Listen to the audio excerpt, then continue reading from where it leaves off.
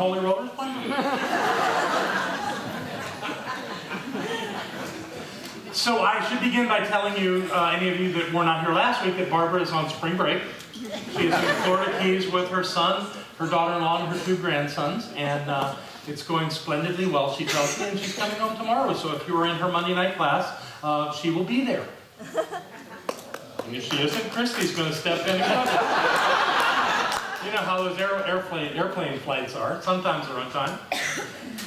But we are here, and what a gorgeous and wonderful day it is. So, something that's been kind of bubbling up inside of me is this whole idea of the concepts of oneness and sameness. And I want to explore that with you here this morning. Because this idea of oneness, of course, is the foundation of everything that we teach here. There is one presence, one power. It is the only thing that's real, is the oneness of spirit. In, through, and as all things, all there is one. One, one, one, one, one. And I wouldn't have it any other way. This is the thing that helps me understand how life works. The challenge is that we live in a three-dimensional, multiplicitous world. And by doing that, we see that clearly sameness is not a high standard. Things, people, situations are all different. Difference is the standard. Sameness is a concept.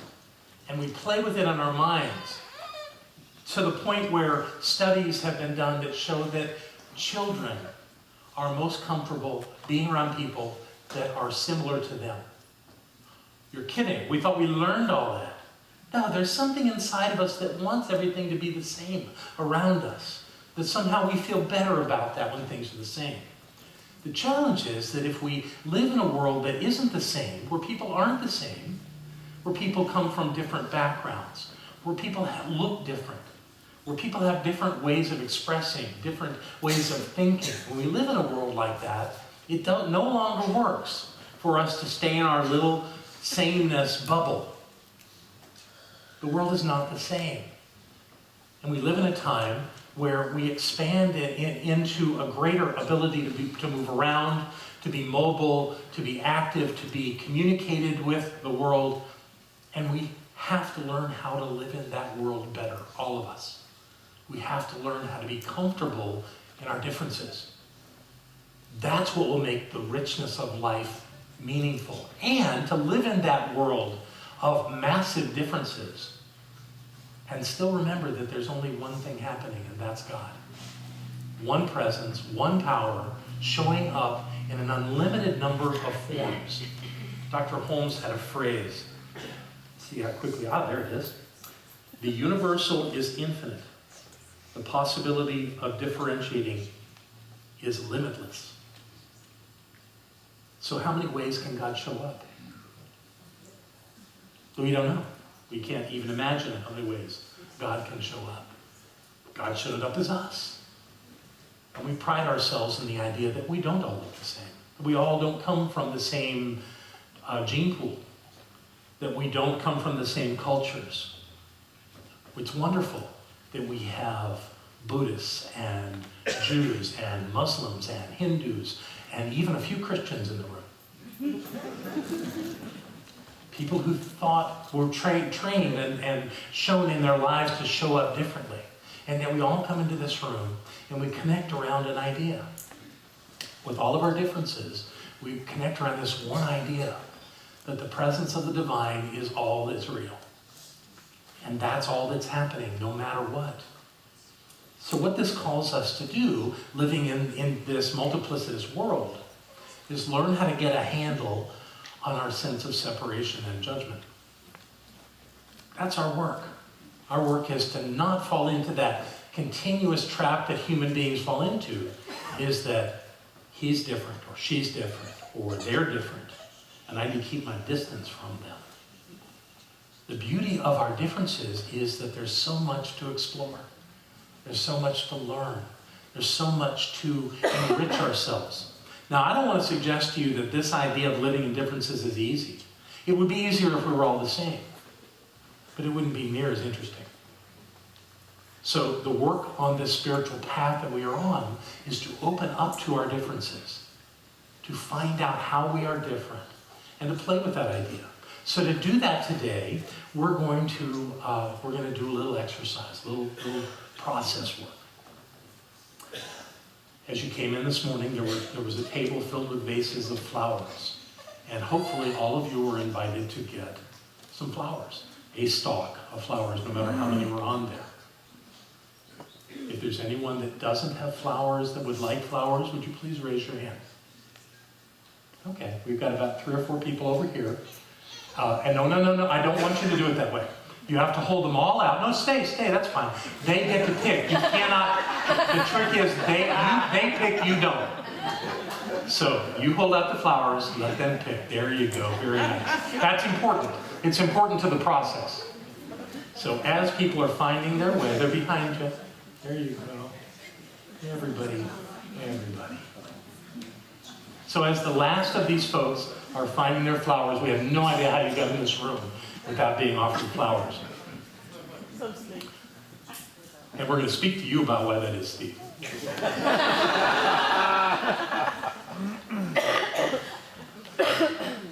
So what we're doing here now, if the flowers, here we go, we're getting really close, turn around, there you go. All right, and there are some people on the other side, but here's what I want you to do. You people in this general area that have flowers, some of you have some that can be separated, so I want you to invite someone near you to have one of the flowers that you have, so that everybody that wants them has flowers. Okay, is there anyone that still doesn't have flowers? Or at least a flower? Anyone? Okay, so here's what we know at this point. Everyone that wants flowers has some flowers. By some means, you ended up with flowers in your head. Okay. At some level, it was your choice to have the flowers exactly the way you got them. I'll go ahead and hold mine too. Anybody up front any flowers? Okay. I'm going to take this one. What I want you to do is I want you to become very aware of the flowers in your hand. Look at them. Look at them closely. And the first thing I want you to think about is, what do you like about the flower in your hand? And you don't have to say it out loud. This is rhetorical. Think about what you like about the flowers in your hand. Whatever it is, admire them. Be present with the qualities of this flower. Perhaps it's the color. Perhaps you think you have more flowers than anyone in the room that makes it happen. Perhaps it's the size of the flower. What is it that you really like about those flowers? Now, is there anything about the flowers you have that you don't like? Like, I don't know why I couldn't get the flowers when I went through there. Nobody told me. Or, I don't know, whatever it might be. Whatever it might be that's going on that you maybe, or in my case, maybe, it's so little. What could it be that you don't like about the flowers you have?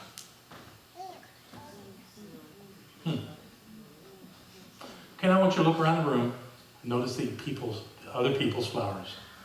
Other people have flowers. What do you think about that? You like those flowers better? I mean, if you'd really been paying attention, wouldn't you have picked one of those instead?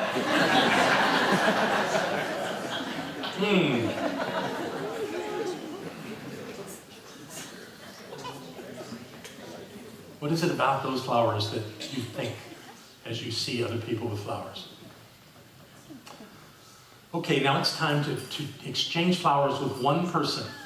Hand your flowers to someone and have them hand their flowers to you. So in essence, you're finding a partner here for the moment. Don't switch twice, just once.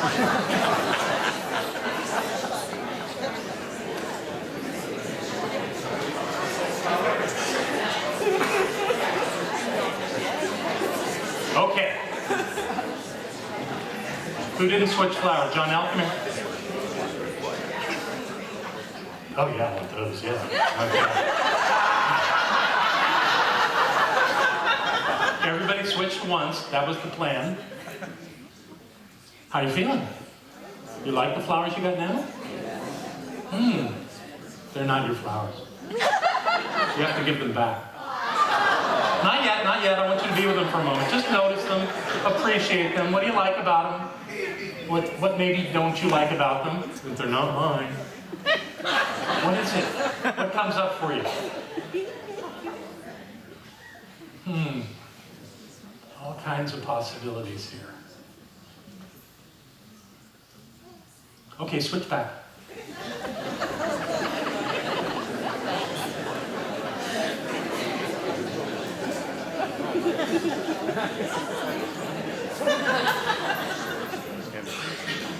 So what we know at this moment is that nobody in the room has exactly the same flowers. They're all different. Every single, they may be the same color as the ones you have, but they're still not the same. There's some level of difference between every single stalk of flower in the room. The flower clearly is a metaphor for you. There's no one in the room that's just like you. There's no one on the planet that's just like you. Just you. So you stand as that beauty, whatever it is, and you bring all your stuff to it, just like you do with your life. Some of it you like, some of it you don't like. But everybody's got a life. And there's different levels of doing that. One thing is that there are flowers all over the room. Isn't that lovely? Life is filled with life. And here is a representation of that. So I want to invite Charlie and Bob, please, to come and bring this table up front. And I want, wherever Maggie is, I need you. There you are. So what we're going to do now is we're going to create a bouquet. We're going to do it, those of you that are recovering Christians, we're going to handle this. We're going to do it communion style. Okay. So in the front here, let's come up. Maggie's here to assist, but your job is to put your flowers in. And Richard's coming over here too because he's going to play music for us. Yeah, wherever it goes, put it in. Put it in deep. Push it all the way in. Everybody just come on to the center aisle. And those of you that are on the side, I want you to go to the back room and come down the center aisle. As soon as you put your flowers in, step aside. Thank you very much. And Richard's going to play for us. This is a ceremony, so let's do it without talking. Let's do it without talking.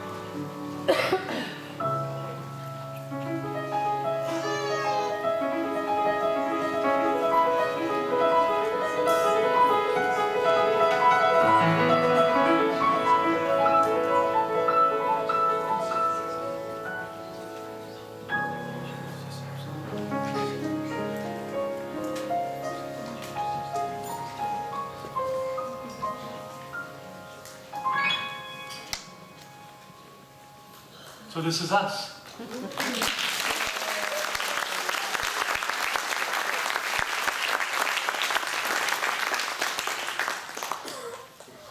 I doubt any florist could make anything more beautiful. You did this. You found that place that you fit in. And you make the thing beautiful. If we took any flowers out of this, it would lose something. It's complete. It is who we are in this moment in time. Thank you for being who you are. Thank you for bringing your light. Thank you for seeing that those that are different than you fit perfectly into the mix. This is who we are. This is what we do. We celebrate life. We find the beauty. We know who we are. And the world is a better place. God bless you all.